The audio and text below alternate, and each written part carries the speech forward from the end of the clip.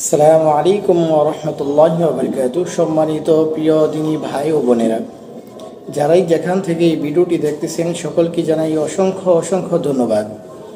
সম্মানিত প্রিয় ভাই ও বোনেরা, আজকে আপনাদের সামনে এমন একটি তদবির নিয়ে হাজির হয়েছি।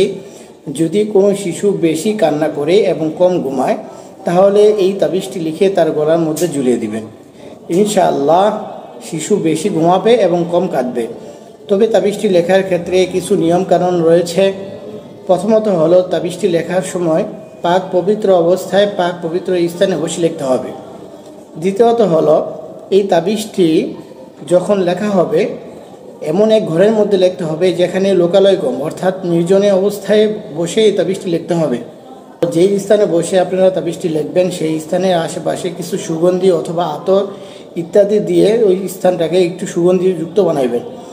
এরপরে যখন আপনার এই তাবিজটি লিখে শিশুর গলায় ঝুলিয়ে দিবেন, ইনশাল্লাহ আশা করা যায় অবশ্যই শিশু কান্না বন্ধ করে দিবে এবং বেশি করে ঘুমাবে। তবে তাবিজ, যে কোনো তাবিজ লেখার ক্ষেত্রে আপনাদেরকে সবাইকে বলি, একটা জিনিস লক্ষ্য রাখবেন যে তাবিজটি লেখার ক্ষেত্রে আপনারা জাফরানি কালি ব্যবহার করবেন।